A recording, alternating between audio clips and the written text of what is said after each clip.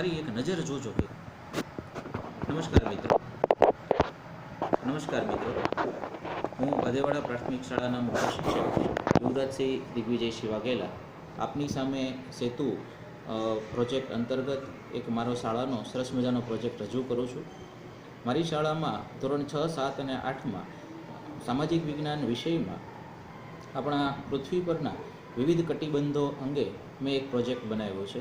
આ પ્રોજેક્ટમાં સહયોગ આપનાર મારા સાથી શિક્ષક શ્રી અનિલભાઈ ગોસ્વામી છે અને અમે બંને ભેગા મળી ધોરણ 6, 7 અને 8ના બાળકો માટે આ પ્રોજેક્ટ તૈયાર કર્યો છે.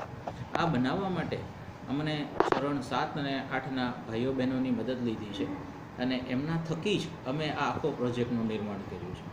આ પ્રોજેક્ટ એ ધોરણ 6, 7 અને 8ના બાળકોને પૃથ્વી પરના વિવિધ કટિબંધો અને ધ્રુવોની સંકલ્પના એ સ્પષ્ટ કરવા માટેનો અમારો આશય છે.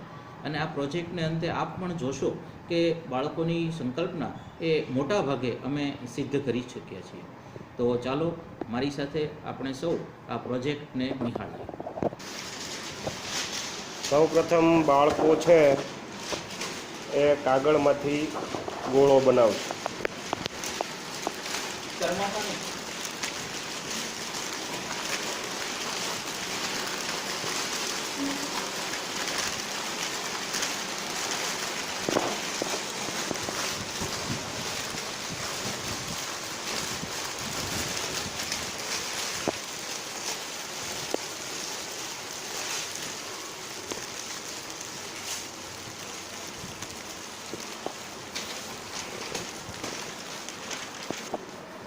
ત્યારબાદ તે ગોળા ઉપર દોરી વીંટી તેનું ફિનિશિંગ કરવામાં આવશે.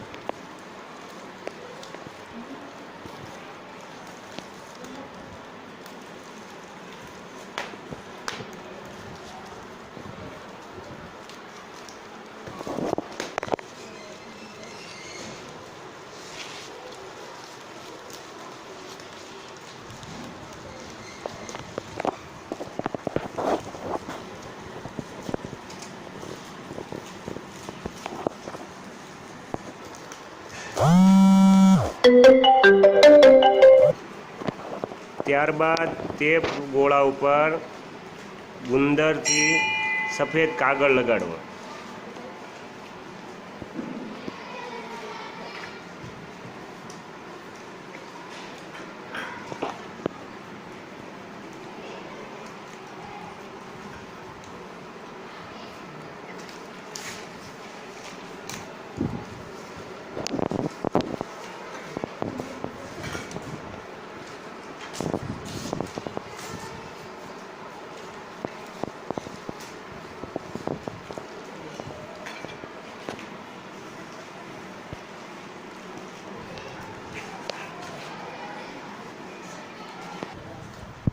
ત્યારબાદ તૈયાર થયેલા ગોળા ઉપર વૃત્તો અને વૃત્તોની લાઈન દોરો.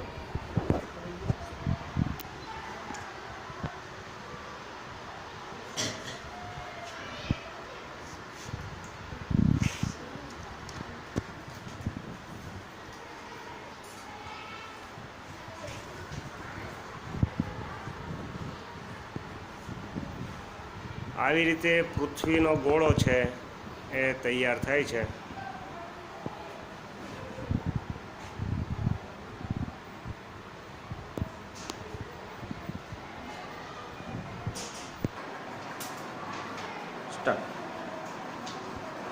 જો મિત્રો, આપણે જે પ્રોજેક્ટ બનાવ્યો છે એ પ્રોજેક્ટ ઉપરથી હવે તમારું મૂલ્યાંકન કરું છું કે આપણને આ પ્રોજેક્ટથી કેટલું જાણવા મળ્યું. સૌથી પહેલા પ્રશ્ન પૂછું છું કે પૃથ્વીના ગોળા ઉપર કેટલા વૃત્તો આવેલા છે? દર્શનભાઈ બોલો તો. પૃથ્વીના ગોળા પર 5 વૃત્તો આવેલા છે. પહેલું, બીજું, ત્રીજું, ચોથું અને પાંચમું. ખૂબ સરસ. ચાલો, આ 5 વૃત્તોના નામ કોણ બોલશે? ભાવેશભાઈ બોલો તો. અહીંયા આવીને બતાવો. પહેલું ઉત્તર ધ્રુવ વૃત્ત, બીજું કર્કવૃત્ત, ત્રીજું વિષુવવૃત્ત, ચોથું મકરવૃત્ત અને છેલ્લું દક્ષિણ ધ્રુવ વૃત્ત આવેલા છે. ખૂબ સરસ. જો આ વૃત્તો ભાવેશભાઈ બતાવ્યા હવે આમાંથી હું તમને પ્રશ્ન પૂછું છું, વિષુવવૃત્ત ક્યાં આવેલું છે? કોણ કહેશે? આવો તો માયાબેન. પૃથ્વી પર વિષુવવૃત્ત મધ્યમાં આવેલું છે. મધ્યમાં વિષુવવૃત્ત આવેલું છે. ખૂબ સરસ. ચાલો, ઉત્તર ધ્રુવવૃત્ત અને દક્ષિણ ધ્રુવવૃત્ત પૃથ્વી પર ક્યાં આવેલા છે? કોણ બતાવશે? બતાવો તો બેન તમે.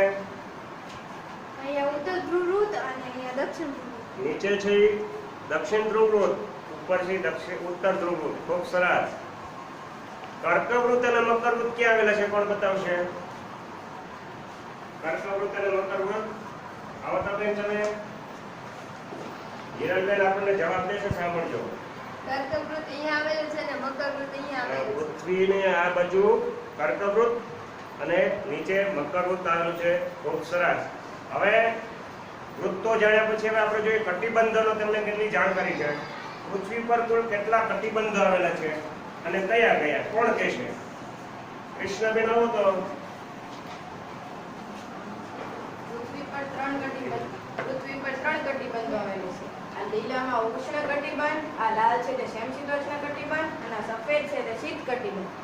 તો જોયું બાળકો, પૃથ્વીના વચ્ચેનો પટ્ટો છે એ ઉષ્ણ કટિબંધ છે. ત્યાં સૂર્યના કિરણો સીધા પડે છે એટલે ઉષ્ણ એટલે ગરમ કટિબંધ છે. ત્યાં ખૂબ ગરમી પડે છે.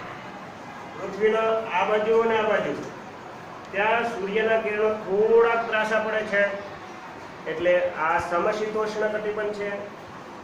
ખૂબ ગરમી પણ નહીં, ખૂબ ઠંડી પણ નહીં. પૃથ્વીનો ઉપરનો ભાગ અને નીચેનો ભાગ કયો કટિબંધ કીધો?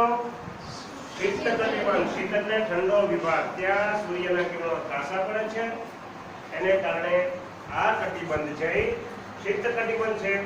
જો તો આપણે પૃથ્વીનો ગોળો જાતે બનાવ્યો એને કારણે આપણને આ કટિબંધો વૃત્તોની જાણકારી કેટલી સરળતાથી બની ગઈ, કેટલી સરળતાથી આવડી ગઈ.